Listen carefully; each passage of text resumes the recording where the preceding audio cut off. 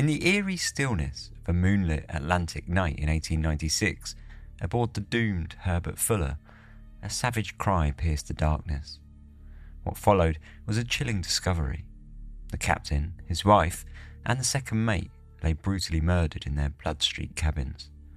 Panic seized the crew as suspicions and paranoia grew, turning the once peaceful vessel into a floating nightmare, hundreds of miles from port. This is Dark Histories, where the facts are worse than fiction.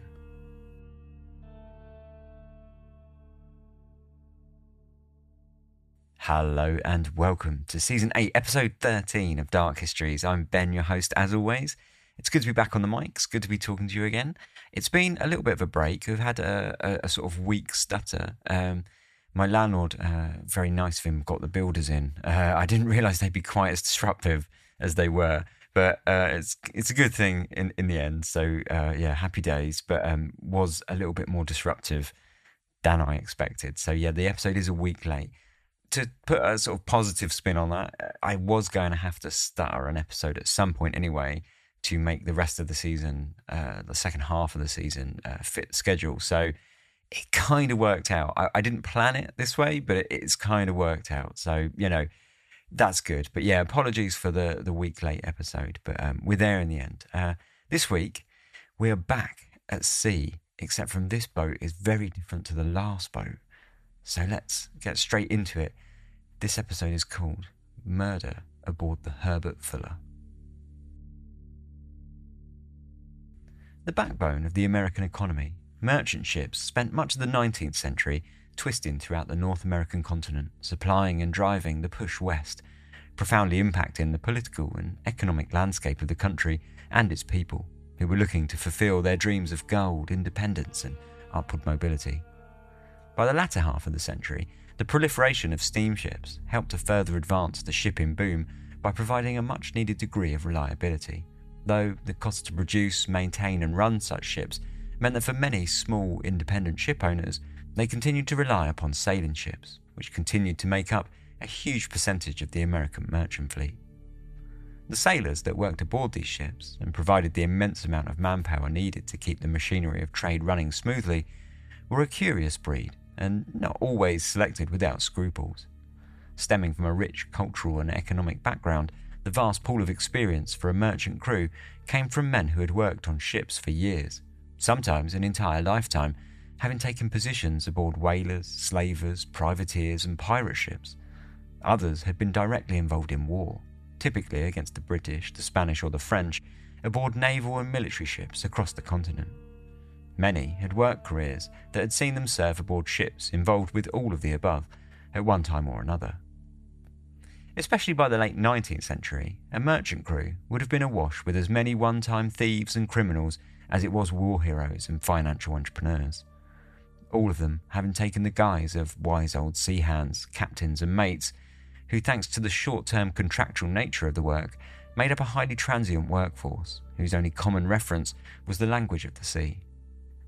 Hopping from boat to boat and from one captain to the next, the hodgepodge crews manned ships carting building supplies, trade tools, mining and farming supplies, luxury goods and bare necessities throughout the whole of North America, fueling western expansion on the continent, frontier survival in the north, colonial wealth in the south, and global trade through the Caribbean, across the Atlantic and the Pacific, and onto Europe and Asia. Just north of Cape Cod, Boston Harbor was a central hub for both the Atlantic and domestic trade routes, and had been one of the most important American ports since its foundation in the early 17th century. The Tea Party had pushed back against the British rule in its waters in 1776, in one of the nation's most infamous acts of defiance, leading to the humiliation and eventual withdrawal of British troops, and the expansion and industrialization of the city that saw the construction of wharves, warehouses, shipyards and piers transform the harbour into a global import and export powerhouse. In the early 19th century, fishermen had lined the walls, their ships knocking port to starboard as their catches were unloaded and transferred to carts and wagons, ready to take them to nearby markets and restaurants or ship them upriver deeper into the country.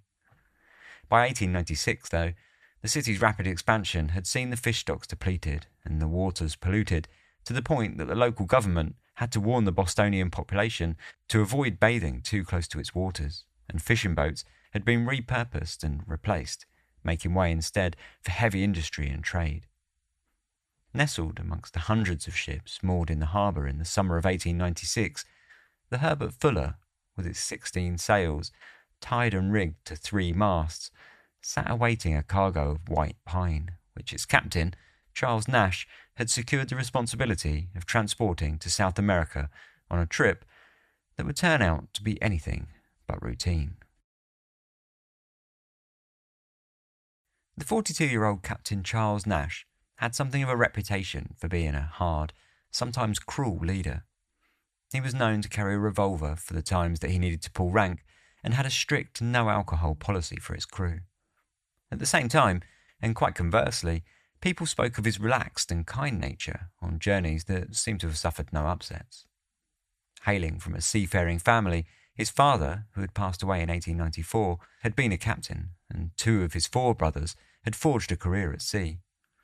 Nash had married his wife, Laura, at the age of 26, when she was just 16, and she was herself the daughter of a sea captain. The 2 had rarely been separated since, and in his 20 years as a captain, the 2 had sailed most of the way around the world together, hauling goods and supplies from one port to another. 6 years earlier, in 1890, Nash had become the part owner of a new ship, the Herbert Fuller, which he had overseen the building of in his father's shipyard back in his home state of Maine. Sitting in the water at 158 feet long, 36 feet wide, and weighing in a shade over 700 tons, the Herbert Fuller was a barkentine sailing rig, popular amongst the shipping industry at the time due to their ability to sail with small crews and carry a good amount of cargo. Now, sitting in the docks of Boston Harbor, she had been loaded with $15,000 worth of white pine, which Nash had been contracted to haul almost 6,000 miles south, down the coast of South America to Buenos Aires in Argentina. The wood had filled the hold and spilled out to cover the decks and stacked 5 feet high. For the return journey, he'd be replacing the wood for sugar, which he'd be bringing back to Boston, the full journey taking nearly 4 months. For the outward journey, he had one other item of cargo too, though this one was something of a well-paying inconvenience. Along with the wood, the Herbert Fuller was carrying a young man named Lester Hawthorne Monks.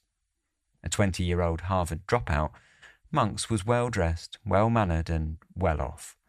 He walked with a stoop and had been rather sickly ever since he'd suffered a biking accident, and now, doing poorly at school, his father had arranged for his passage to Buenos Aires in the hope that the warm climate might pay dividends for his health and set him down a more successful path. For Nash, the escort service he was providing meant a good paycheck for a low footprint, but in turn he would be giving up the comforts of his own stateroom in the ship's aft house, sleeping on a makeshift bed in the chart room instead. Aside from himself, his wife and Monks, the Herbert Fuller was manned with a further 8 members of crew, all of which had been taken on for the journey. The first mate, Thomas Bram, was a muscular 33-year-old with a complicated history. He told most people that he was French-Canadian from Nova Scotia and seemed to have a fairly eclectic vocabulary, able to speak English, French, Russian, Spanish and German. In reality, he seemed to be doing his best to cover for the fact that he was of mixed race heritage, which, in the 19th century, had handed him a life of uncertain societal acceptance. In truth, Bram had been born on St. Kitts in the West Indies. After running away from home when he was 15 years old, he had found his way to New York, where he got married and tried his hand as a restaurateur before turning to the sea once that venture failed to take off and he found himself mired in financial issues. The second mate, Augustus Blomberg, was far more cut and dry. A Finnish sailor in his early 30s, he was a quiet man whose European background was quite normal amongst seamen. In fact, the rest of the Herbert Fuller's crew had all sailed to America from across the Atlantic at one point or another, making the crew a fairly diverse bunch. Francis Lahec was a French sailor in his 20s, Henry Slice was German, Hendrik Purdock, Dutch, and Charlie Brown, Fulkewassen, and Oscar Anderson were all Swedish. Last aboard the boat was Nash's steward, Jonathan Spencer, a 24-year-old African-American who was hoping to use the meagre wages paid by Nash to support his pregnant wife back home. All the men had boarded the Herbert Fuller in June, having not met one another beforehand.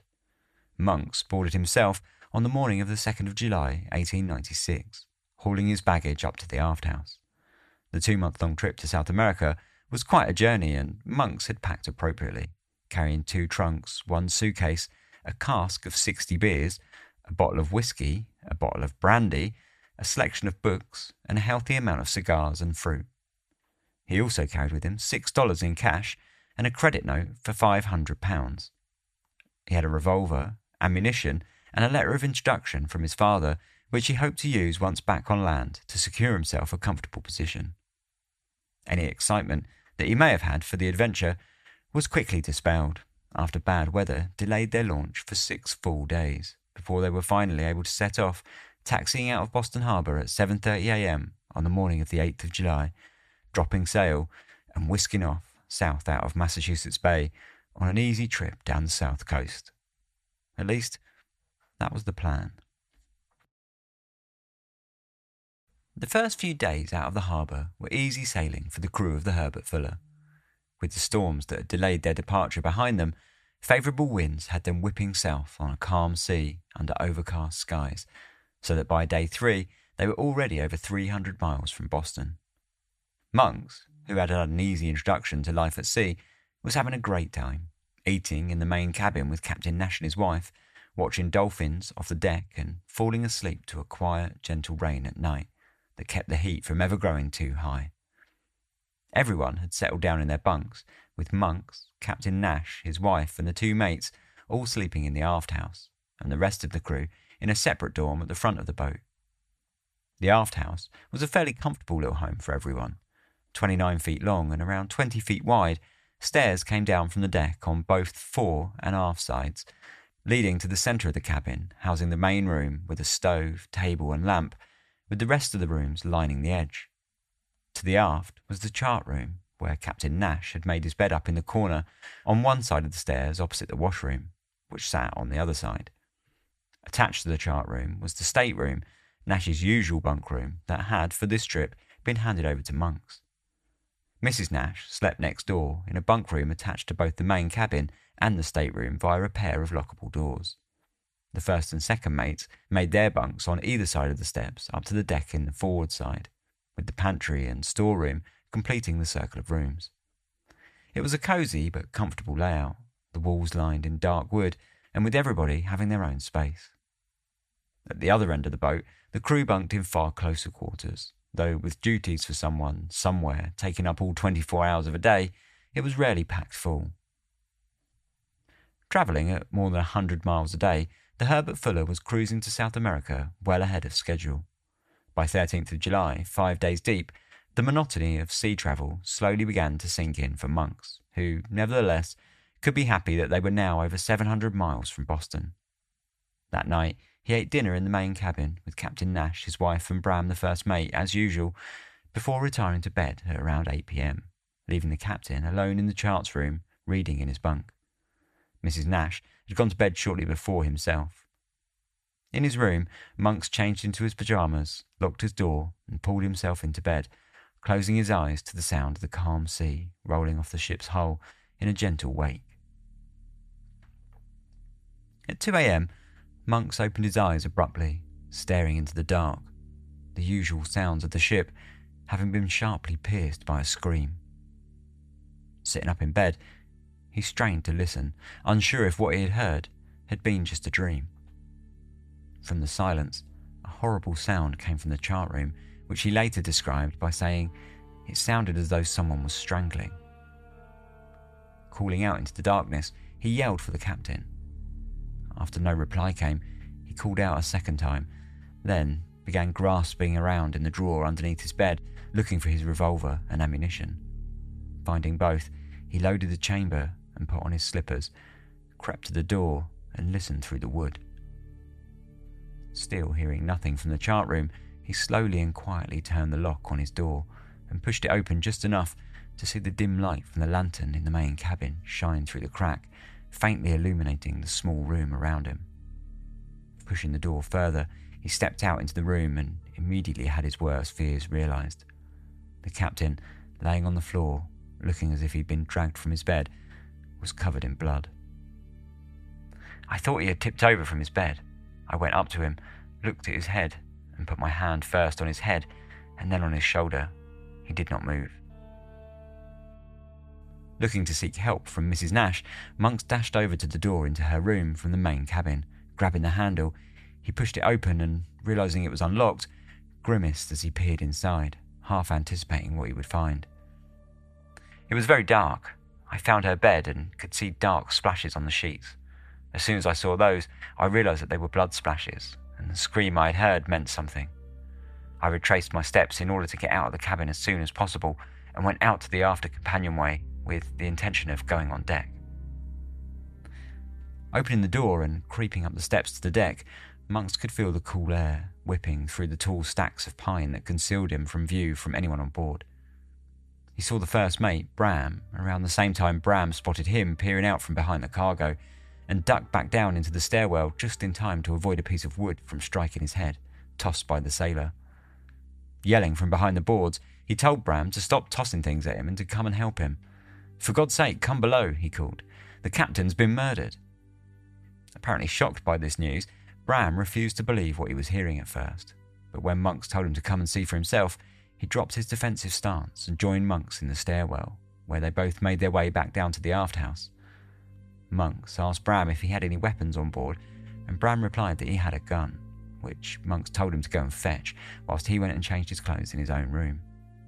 Taking the lantern, he got changed and then met Bram back in the main cabin. Unsure of the time, Monks asked Bram, but Bram said he wasn't entirely sure himself, since the clock in the aft house had seemingly been set back. As the two men made their way back to the deck, a strange picture started to form as Bram filled Monks in on the situation.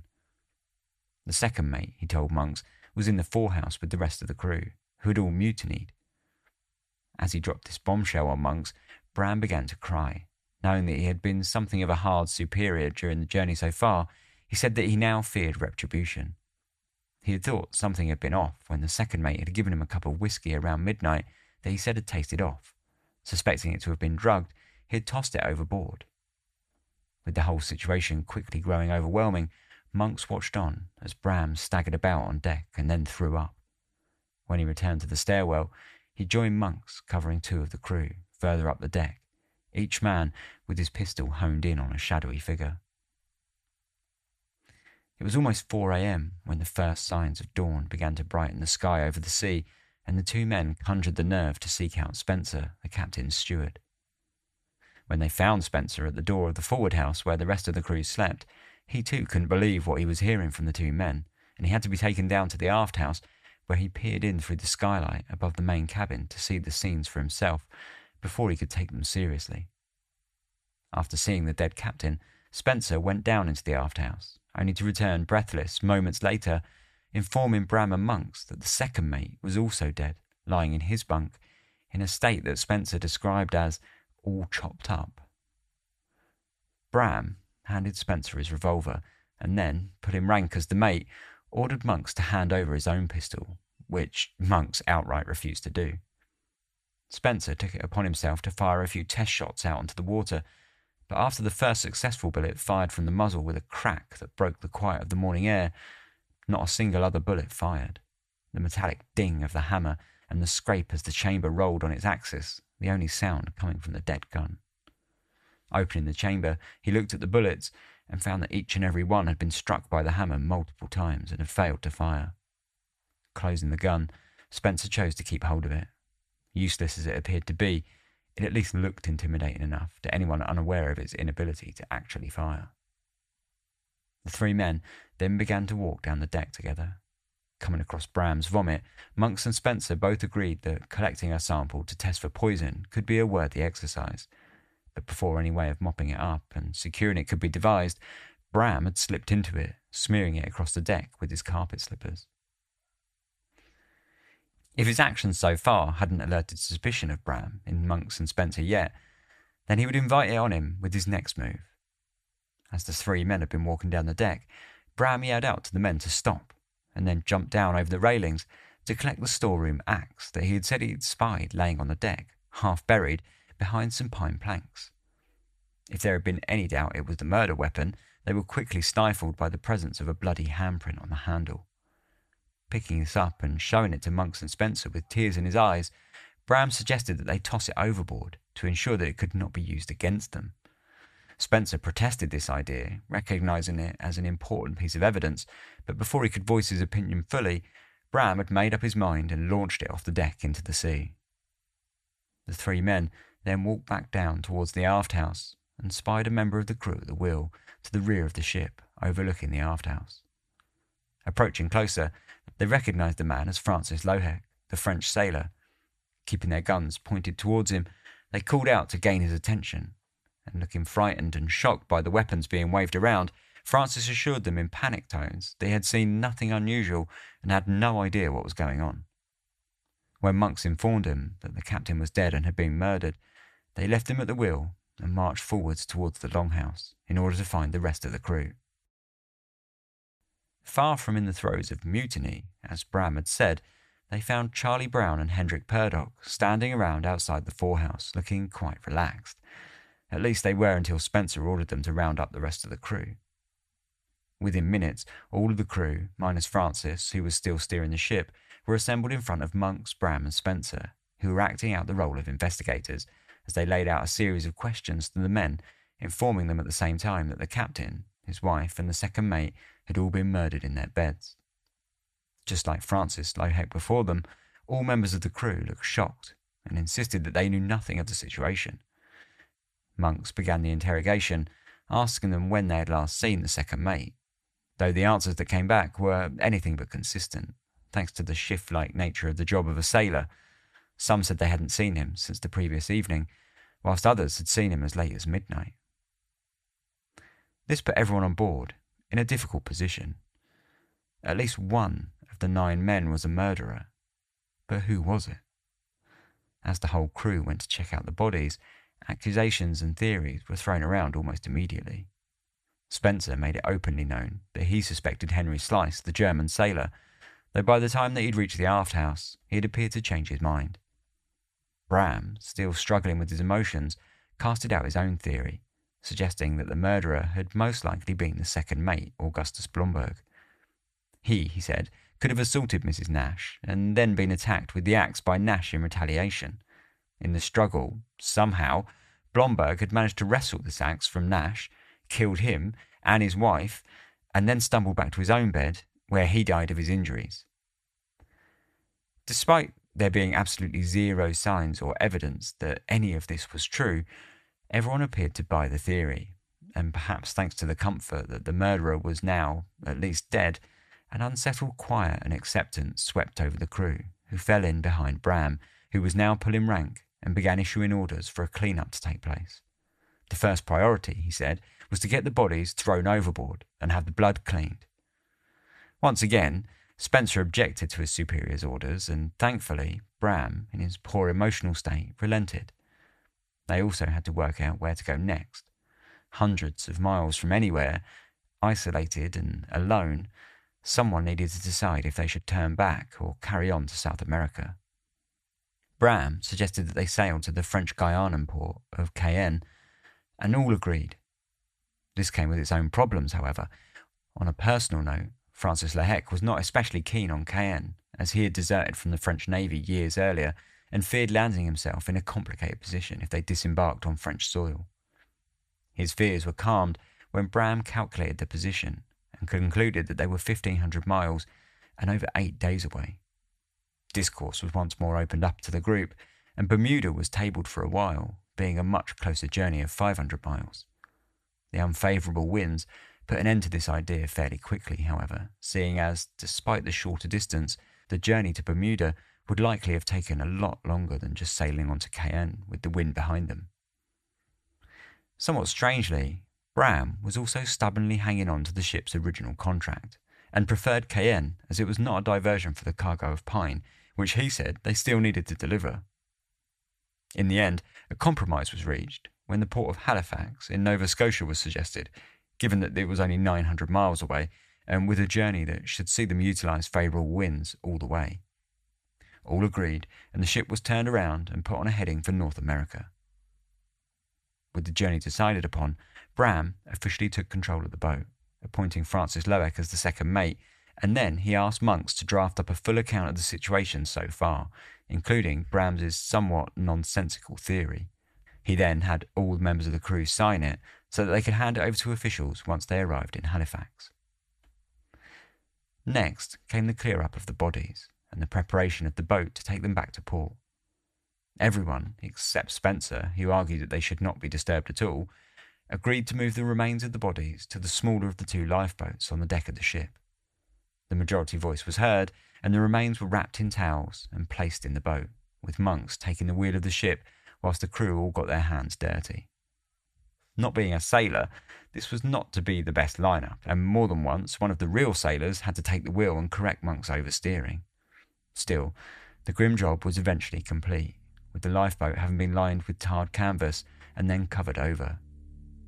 In an exercise that showed the sense of growing paranoia on board, along with how much the crew truly believed Bram's theory on who the killer had been, all the handles of the remaining axes and boat hooks were then sawn off in order to disable them as weapons, and the door of the carpenter's shop, full of heavy and sharp tools, was nailed shut. Bram then had everyone searched for weapons, and then ordered the crew to make their bunks on deck, out in the open, where everyone could be seen. The day had been long and distressing for everyone, and now, with the journey of nearly 1,000 miles ahead of them, it was clear that there was to be no relief until the boat was hitched in Halifax and all survivors were safe and sound on dry land.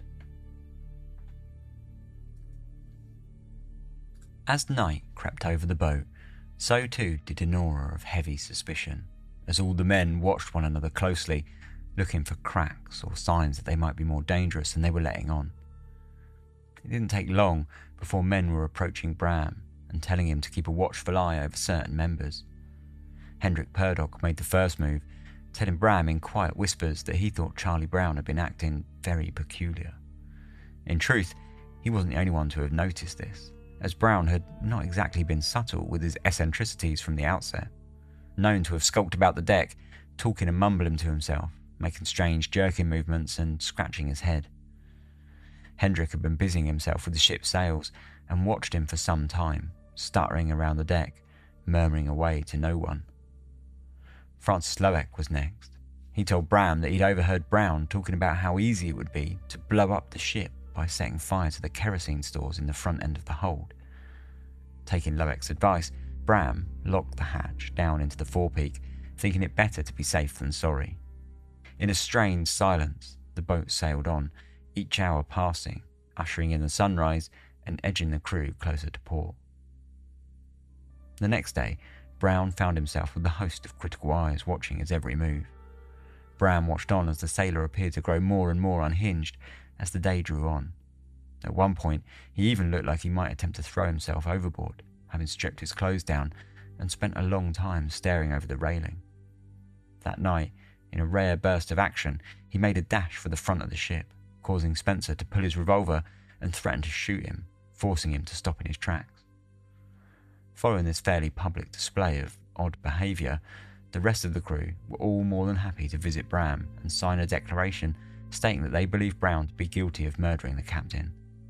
Bram agreed to arrest the sailor, and at 5 a.m, as the day broke over the sea and the darkness of night began lifting from the deck, Bram approached Brown whilst he was sleeping, and whilst Spencer held him down, he clapped him in manacles, dragged him to the mizzenmast, tied him to the upright, and then left him there, as if he'd been staked into the ground.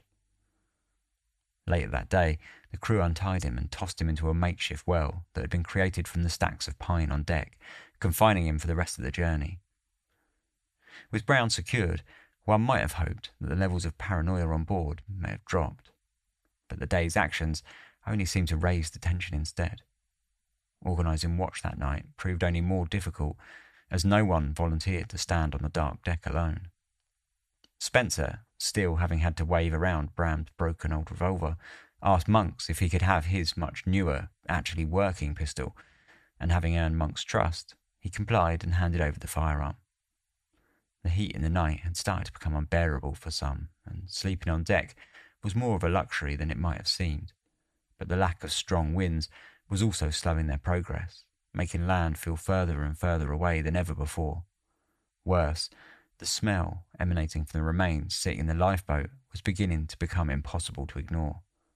By Friday, the boat had been tied to the ship's railing and put overboard so that they could tow it behind them rather than deal with it immediately on deck.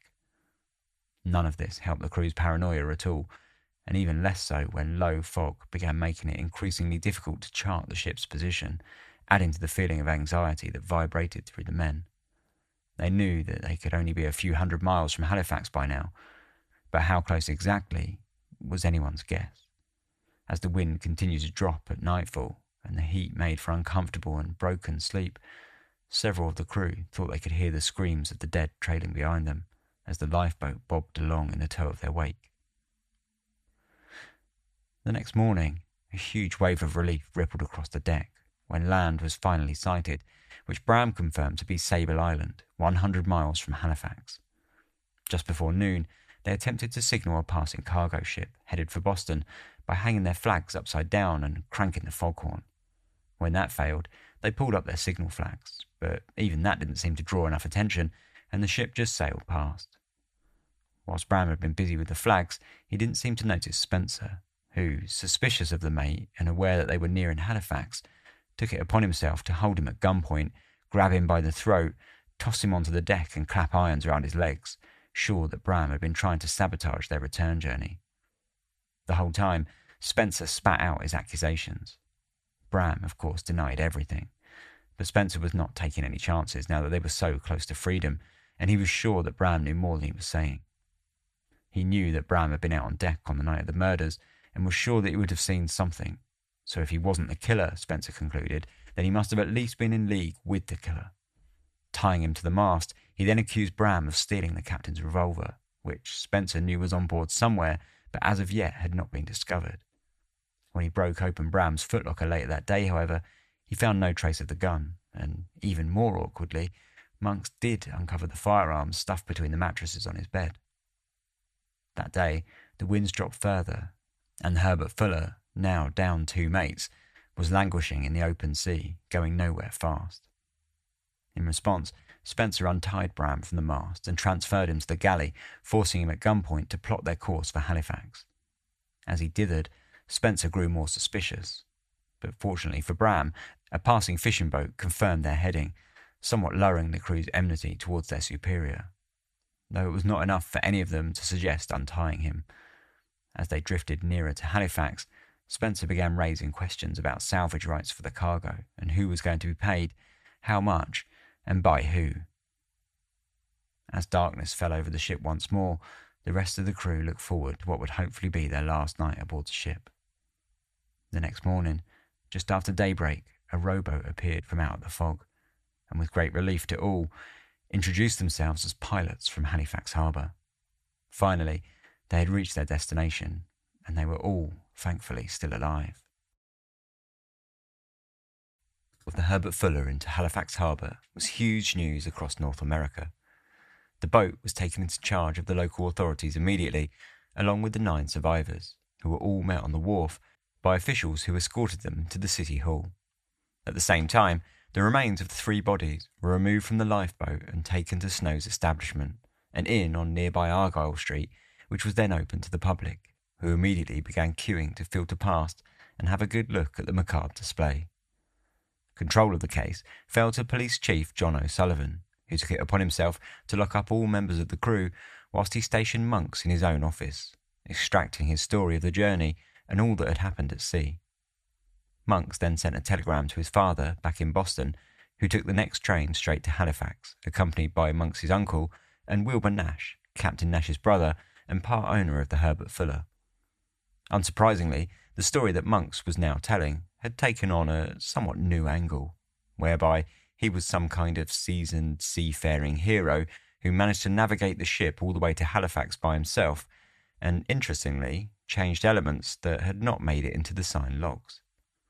Now, Monks was saying that Brown had broken down and confessed to actually seeing Bram kill Captain Nash. The following day, the press, who had also spoken to Monks, went wild on the story, splashing it wide across the front pages and regurgitating what was fast becoming a swashbuckling story of Monks, the saviour of the Herbert Fuller. Mutiny and murder Captain Nash, his wife, and the second mate killed at sea. Lester E. Monks, a Harvard student of Boston, the hero of the occasion. Crime committed with an axe on the night of July the 13th, about 12 or 1 o'clock. Master was a Maine man, and his wife came from the same town, Harrington. The vessel, Herbert Fuller, barkentine, was loaded at Boston with lumber and sailed for Rosario, Argentina, South America. Monks was a passenger and was aroused by the woman's screams. He took command of the vessel, put the mate and helmsman in irons, and sailed the ship to Halifax, Nova Scotia, where all alive on board were placed under arrest. Mate Bram suspected. In the story, which spanned several full pages, Monks laid out his theories that Bram had murdered all 3 victims whilst drunk, which was quite a change from the statement that he'd written and signed whilst out at sea. For the papers, who were not able to get the scoop from Monks, they turned instead to asking around the docks to collect stories about the men aboard the Herbert Fuller instead. Before long, there was a raft of stories, almost entirely crafted around rumour, concerning both Captain Nash and the sailors. Most of it was salacious gossip, stories about Oscar Anderson having run away from his wife in Sweden and taken up with a new woman in America, being a particular lowlight. However, others concerned themselves more with the reputation of Captain Nash for being a hard, even cruel captain who had been so well known amongst sailors that he had struggled to find people that would work under him in the past. Naturally, Bram, who was, in the eyes of the public at least, now the primary suspect, had his past scoured over and published, with the press uncovering a slew of inconsistencies with the stories that he'd told people, including his name and place of birth. For a long time, Bram had been covering up his Caribbean heritage and had been insisting on telling people that he was from Nova Scotia, which now, in the wake of the murders, seemed to carry a much darker meaning than a man simply trying to avoid prejudice and persecution. Old crew members were happy to tell the press of how they thought him queer and money mad. He was full of plans and schemes, said one of his past employers, and many people used to think of him as demented. Apparently, Bram had long been coveting a ship that he could captain, even coming up with plans to build one of his own. This dream had eventually turned into an obsession that consumed everything he did. Rumours that he had abandoned his wife and 3 children and run off to sea several times in the past were stoked, and then his wife made matters all the worse for Bram by telling the papers that he once told her, "I may get into trouble one day, and if I do and you hear of it, be sure you don't talk too much, but notify my Masonic Lodge, and they'll pull me through all right." "I've often suspected that he might be slightly off," she concluded. In contrast to these stories, there were several that hailed Bram as a bright, intelligent and hard-working man who'd always come to jobs with the best reputation and left with it fully intact. It seemed that for a while, in the days following the docking of the Herbert Fuller and the excitement of the story unfolded, no matter where one looked, a fresh take on the first mate was always easy to find. Meanwhile, back in the basement cells of City Hall, Detective Power questioned Bram to try and eke out his side of the story. He told Bram that Brown had told him that he had seen him kill the captain through the window of the aft house, whilst he was steering the ship. Bram, however, gave up nothing, insisting he was innocent, and countered by saying that it would have been impossible for Brown to have seen through the window if he had been at the wheel. With none of the men on the ship having been charged with anything as yet, the police had little choice but to hold them whilst they awaited further instructions from Washington, D.C., on whose jurisdiction the case even fell to. The following day, the inquest opened, and officials boarded the Herbert Fuller to make a minute inspection of the now infamous ship, including taking measurements to see if Brown's story of seeing the murders from the wheel checked out. The Boston Globe, who had already hyped the case beyond imagination, wrote a description of the aft house, whose cabins, it said, forbids description. Nevertheless, they had a good go, saying that none but a maniac driven temporarily insane by drink or some other agency could perform such work and act like a natural man afterward. Deep gashes were found in the wood in the chart room.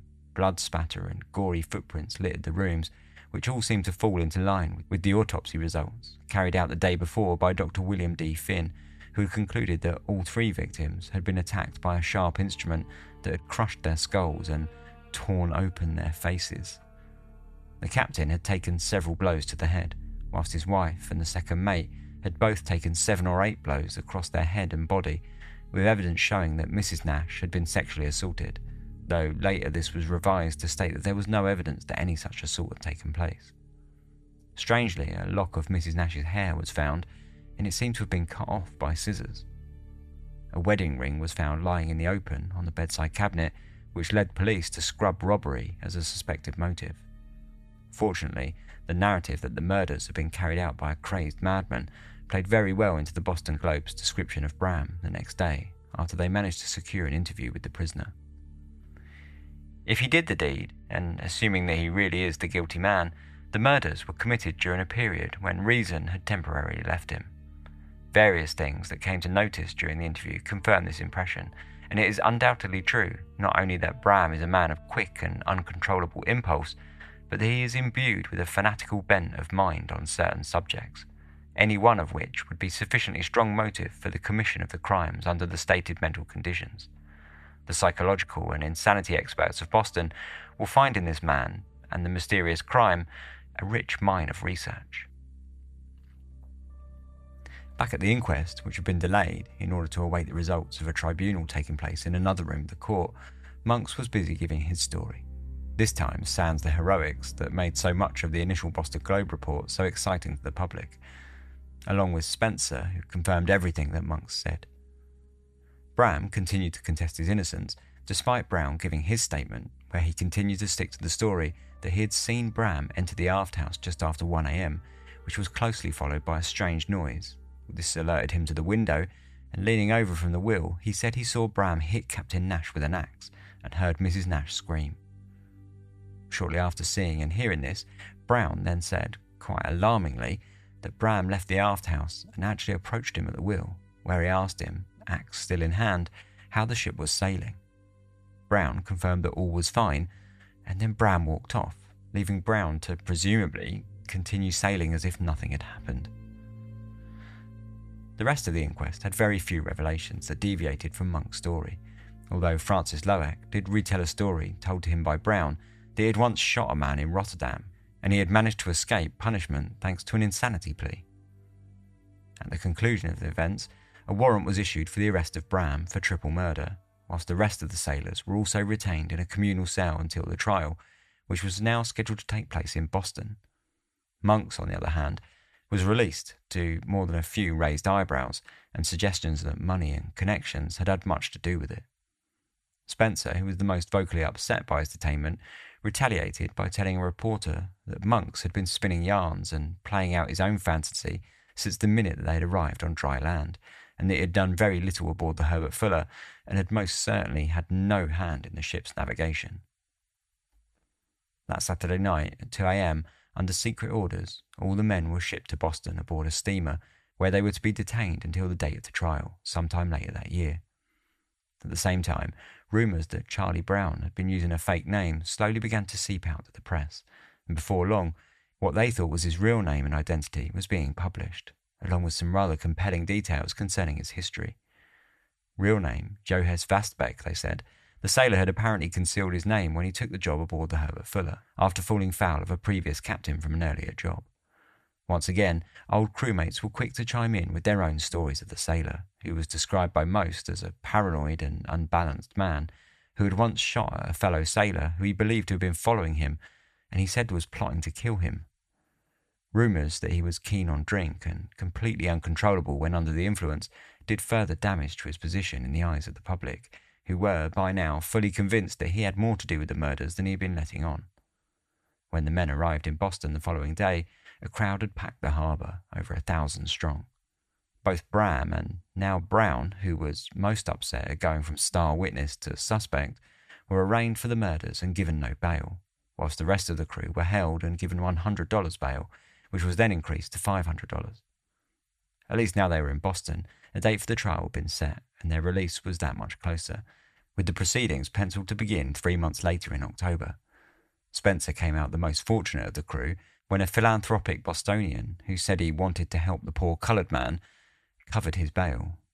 Free from his cell, Spencer travelled back to his family in New York and immediately began seeking salvage rights for the Herbert Fuller. With the date of the trial set and much of the story already covered in the press, a fresh void opened up, which of course was quickly filled with continual rumour and speculation, as stories kept finding their way to the pressmen concerning Bram and his obsession to build his own boat.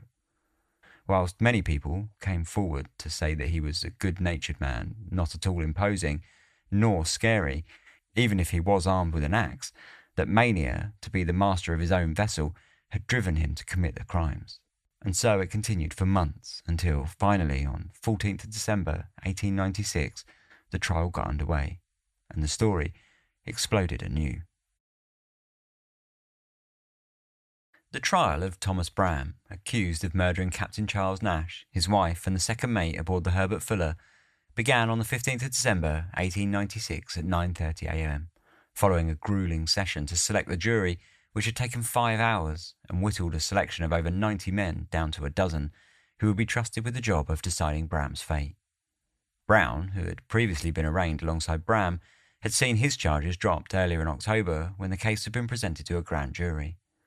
Now, alone in the docks, Bram, who had pleaded not guilty, sat in the courtroom in front of Judge Le Baron Bradford Colt with an air of confidence, convinced that he would be acquitted, in no small part thanks to his defence, James E. Cotter, who was widely known as one of New England's best lawyers. The district attorney, Sherman Hoare, opened the proceedings with a long and detailed argument that included presenting the room with diagrams, photos, and a scale model of the ship, which he used to explain the bunking setup whilst the crew had been out at sea, and the watch setup that saw Bram alone on deck at the time of the murders, whilst Brown was at the wheel and everyone else was asleep. Brown, at one time accused of the crime, would not have been able to leave the wheel unattended, and it was therefore, he argued, impossible for him to have been involved in the murders. He then walked the room through the story of the night, largely following Monks's already well-trodden narrative, before introducing his witnesses, where he apologised to the court for the colour of Spencer's skin. The Lord, he said, does not give it into my hands to make the kind of witnesses we should like to produce to you here. He then closed his opening statement by explaining how Brown had said that everyone had gone along with Bram's theories and suggestions following the murders in order that they not be in danger of disobeying their superior and invoking a mutiny. He then set about calling witnesses, the first 2 of which were there simply to confirm the description of the Herbert Fuller. Things became interesting when the engineer, William A. MacDonald, was called, who had been one of the officials who had surveyed the boat in Halifax Harbour. Whilst he was, in general, relatively useless as an expert witness, saying that he had by now forgotten most of the measurements that he had taken, he did confirm that a rope had been present at the wheel of the ship, which was used to lash it to a railing, allowing it to sail in a straight line, unmanned, which somewhat undermined Brown's defence that he was incapable of having played any part in the murders. Dr. Finn then gave the medical evidence, where he said it had been impossible to tell with any certainty whether or not Mrs. Nash had been sexually assaulted due to decomposition, but stated that due to her clothing being hitched up around her waist, he thought it likely. Then came the turn of Lester Monks, who, as usual, stuck to his story, adding under cross-examination that he was unsure if the door between his own bedroom and Mrs. Nash's had been locked, as he had not tested it, nor was he aware until much later that Captain Nash had stored a loaded gun under the mattress of the bed that he was sleeping in. The defence then cross-examined him, alluding to the fact that the health problems that Monks had been sent to South America for were drink-related and very possibly also related to sexually transmitted disease. Following this grilling, Brown took the stand next, where he told the court, who reacted with a synchronised intake of breath, that his real name was not Charlie Brown at all, nor was it even Johannes Vassbach, as had been previously reported, but rather his real name was Justus Leopold Vasterberg, though he explained that he had changed his name whilst living in Quebec, as his original name had been too difficult to pronounce for English speakers. This did nothing to stop the court closing for the day with an air of suspense and excitement hanging over the crowd. The next morning, Brown was back at the stand and walking the courtroom through his watch on the night of the murder, which he said had started at midnight. He told the court of how he had seen Bram, wearing dark clothes and a straw hat, standing over the captain through the small window in the aft house. I saw him lift a weapon. I could not say what kind of weapon it was. I saw the handle. It looked to be an axe. It was a long handle. I saw a blow fall in the same direction of the captain's head. He then mimicked for the court a hacking motion to better express his description of the attack. He then said that he had never used the rope to lash the wheel, as the wind had been steady and had needed the use of both hands on the wheel at all times, and in fact he said that he'd never seen it used for that purpose at all anyway. At 2 a.m, he handed over the wheel to Francis Loack and then went to relieve Hendrik Purdock from his watch at the front of the ship. The next day, after moving the bodies into the lifeboat, he noticed that he had a spot of blood on the left leg of his trousers, which prompted him to change his clothes and then toss the bloody ones overboard.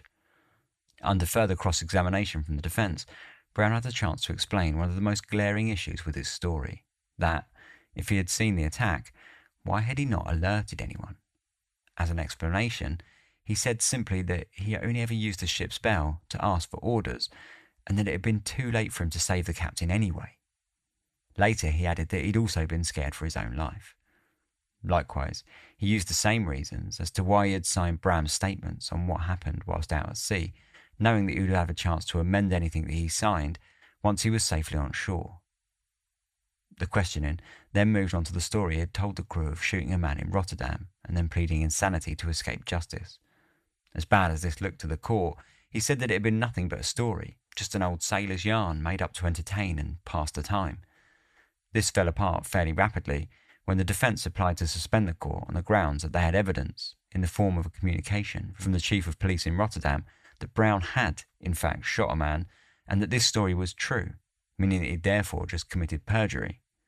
Dramatics exploded across the courtroom as prosecution and defence launched into a volley of arguments, with the judge eventually calling order and adjourning the court early for the day.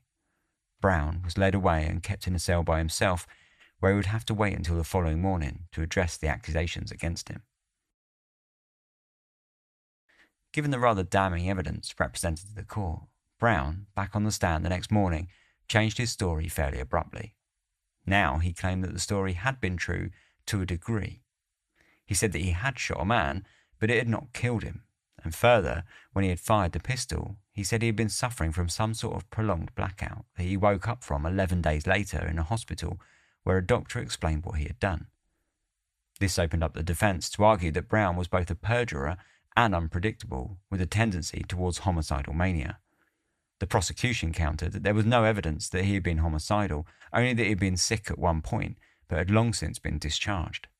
The judges conferred and ruled against the defence on the grounds that the trial would have to be paused whilst further evidence against Brown could be gathered from foreign sources, and then they were rather more keen to have the trial continue unhindered. With that, Brown was finally dismissed from the stand. Following Brown's lengthy questioning, Spencer was called to the stand next, where he told the court that he'd overheard Bram making comments about Mrs. Nash and how she was too good for Captain Nash. He also said that it was simply impossible for Brown to have seen through the window in the aft house if he had been holding the wheel with both of his hands, and said that even if he could, it would have been too dark to make anything out through the small window anyway. He also added that he had seen Brown lead the wheel himself, so his statement that he had never used a lash was patently false. The prosecution then called what would turn out to be one of their most sensational and damaging witnesses for Bram's case. The man, named Nicholas, had been on a crew that had included Bram just prior to the Herbert Fuller job. During their voyage, Nicholas told the court that Bram had suggested to him that they kill the captain, steal the ship and dispose of the cargo. When Nicholas balked at this idea, Bram said that he would steal a smaller ship instead. Nicholas also said that he had personally known Bram to have sold off cargo after he had claimed it to have been water damage during transport. Fortunately, for the defence, the judges threw out Nicholas's testimony on the basis that the stories had no grounds on the current case, but the damage had more than likely already been done. With the prosecution's star witness cast aside, they turned back to the crew, where Francis Loack confirmed to the court that the wheel aboard the Herbert Fuller had indeed been lashed throughout the journey, and they then handed over the case to the defence to make their argument. The main spearhead for the defence, whose opening statement lasted over 2 hours, was to point out that the prosecution relied on a single witness, who, they said, was entirely unreliable.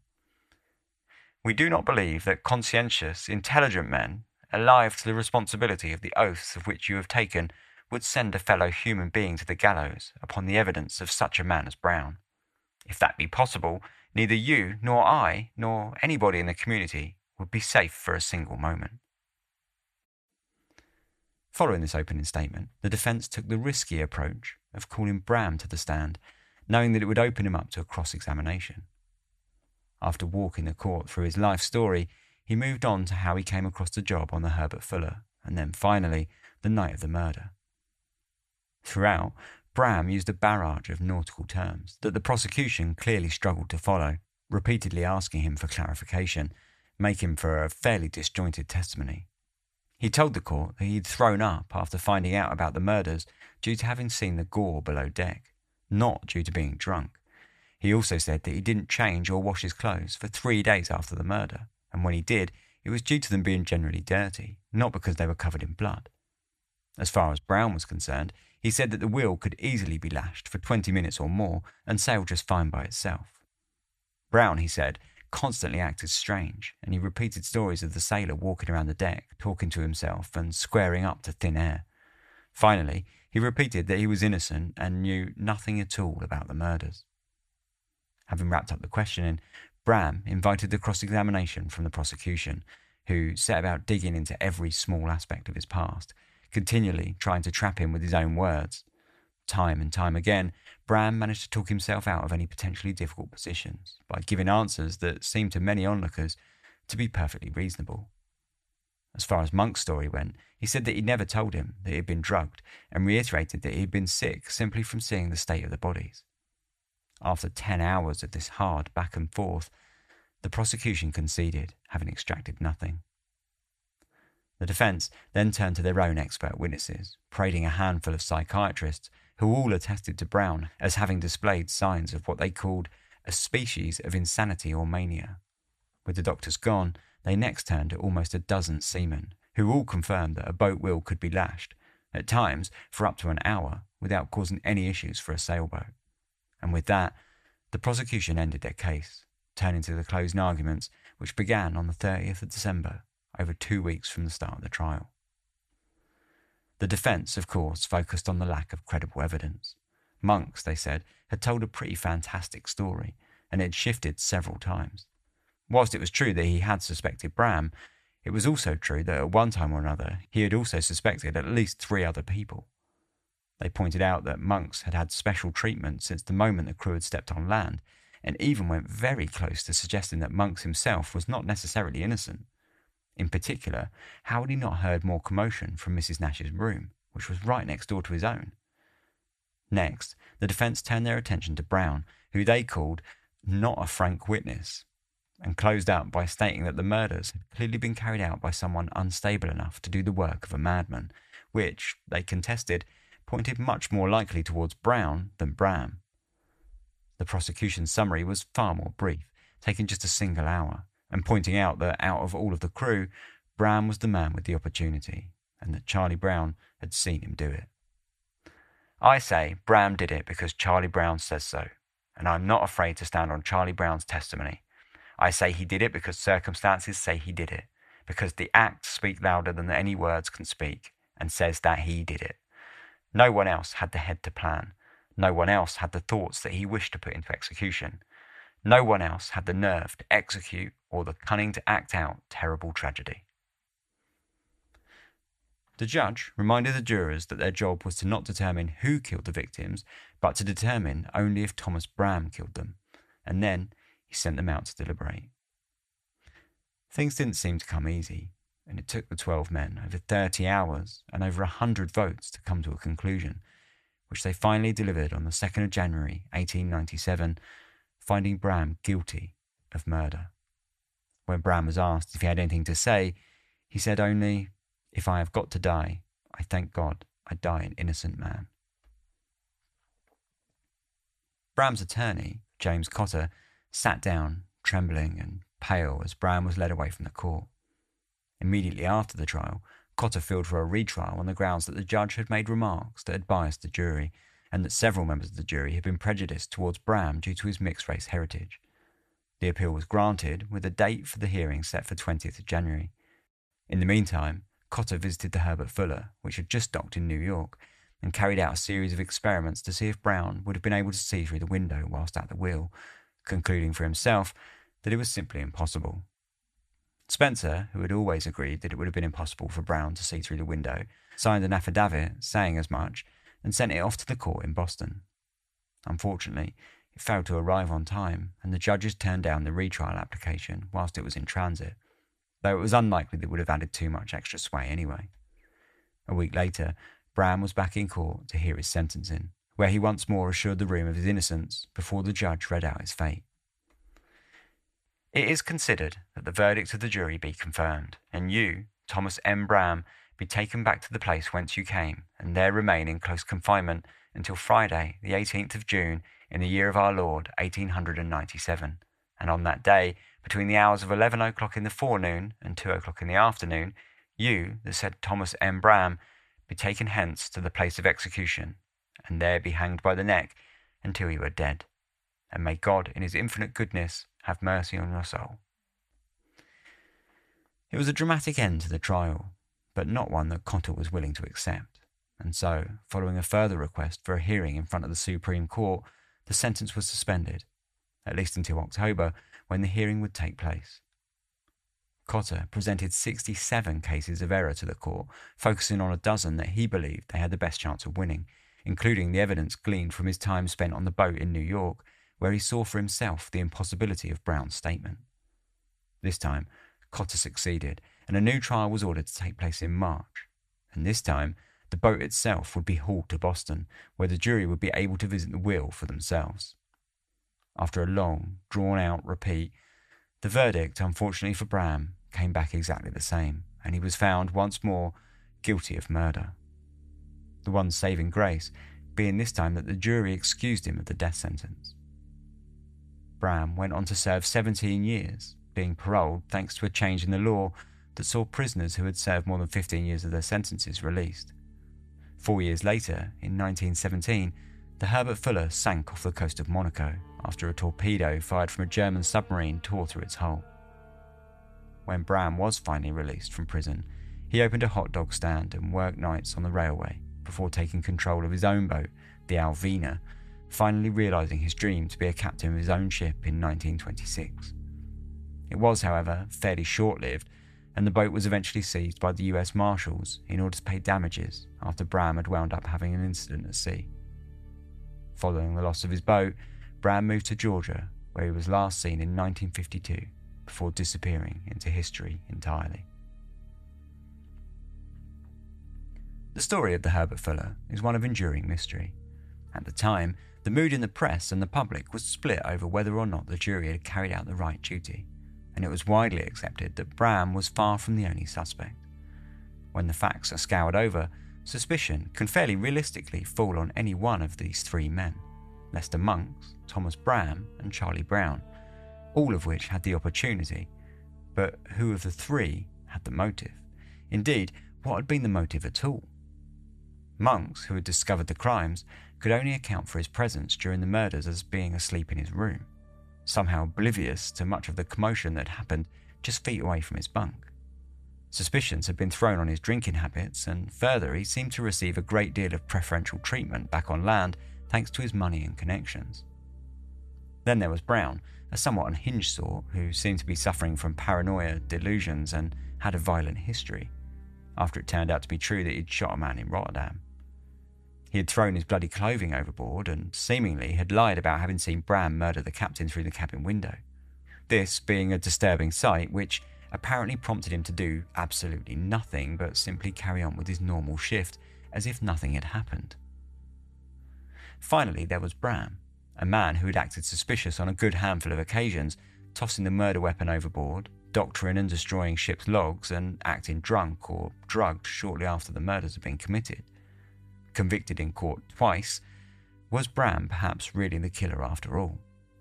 There are many who think not, including the author Mary Roberts Reinhardt, who wrote an entire novel based around this story, published in 1914, where she pinned the murder on the character based on Brown, rather than Bram. Whatever the truth, it's long since buried at the bottom of the sea, along with the wreck of the Herbert Fuller itself, and like the aging, rotten wood, it decays, loses definition and turns to dust, floating off into the darkness. And that was the story of the Herbert Fuller. I hope you enjoyed it. It's a cracking mystery, and we'll talk a little bit about who we think it might be after these short advert breaks. welcome back. So yeah, who do we think was the killer then? At first, I have to admit, I thought Bram was 100% the primary suspect. But then you consider his emotional state, and there are several times where there are like it's documented fact from several different people that he was very broken up by these murders. They affected him. I mean, obviously they affected everyone on board, but they visually affected him emotionally quite badly. In fact, he more or less turned into a complete mess, which makes you think that, okay, a lot of the things that he was doing that was suspicious was perhaps just him not thinking straight. You know, perhaps it wasn't because he was the murderer that he wanted to sort of dispose of the bodies and throw the murder weapon overboard. Perhaps it was just fear and stress of the whole situation. You know, I think that that's actually quite plausible. And then if you think that, suddenly it kind of shifts him away from being the prime suspect to not being that suspect at all. It comes down to a few things. I mean, he said that he was sick because of the gore rather than being drunk, and I think that's completely plausible. The sort of a lot of the evidence levied against him is that in the past he'd spoken about wanting a ship and threatening to kill his old captain, and that's definitely damning. But was it true? I don't know. It's just a story. I mean, it got thrown out of court for not being, useful for this case or not being relevant to this case. But it was, just a story that could easily have been made up. And okay, he had a dream of owning his own boat. Was it mania that people said, that drove him to murder people because he was so desperate? I don't know. I don't think you get that desperate. He didn't seem to want to steal a boat and become a pirate. He seemed to want to become a legitimate captain of a boat. And you wouldn't have been able to do that if you'd murdered the crew and stolen the boat. You would have become a pirate, not a legitimate, shipping business, which it seemed to be what he wanted to do. So it doesn't make a lot of sense. So then we look at Brown, right? And I think he becomes a good suspect in himself. He clearly lied about lashing the wheel. It was clearly obvious that the wheel could be lashed by people, and that they had done it on the journey. Some sailors said you could lash it for up to an hour. And so if you believe that the wheel was lashed and that he could move away, which I tend to do, the weather on the journey, basically was calm. So it wasn't like the wheel would have been whipping around all over the place, I assume. If we think of it that way, then there's two people with opportunity, not just one, because obviously that was the prosecution's pretty much primary attack, was that Bram was the man with the opportunity. And it is true that I think Bram had the best opportunity because he was basically free to walk the ship by himself, being the first mate. But if we consider that the wheel could have been lashed, then that obviously gives Brown perfect opportunity as well. It's also really weird that he says that he saw the murder. I don't believe that for a second. I just don't believe any of that story. I don't believe you would watch someone murder someone and then just go about your business as if nothing happened and then act like this was completely normal. It's really suspicious. Really, really suspicious. The only thing I can possibly think of is that, as a sort of left field theory, if we're not thinking it is either just Brown or just Bram, you could consider that maybe Bram and Brown had sort of decided to go together and do it like in the previous story where Bram had tried to bring on the Nicholas into his plans. Maybe Bram in this trip had said to Brown, let's do this, let's steal the boat. And then perhaps Brown just bottled it and threw Bram under the bus. I don't believe it, though. I don't really think that's plausible. I think it was one or the other. Who knows? And this is slightly disjointed, but going back to Bram again, everyone said that he was money obsessed, but then there was things like the wedding ring on the bedside table that he didn't steal. Why did he not steal it if he was money obsessed?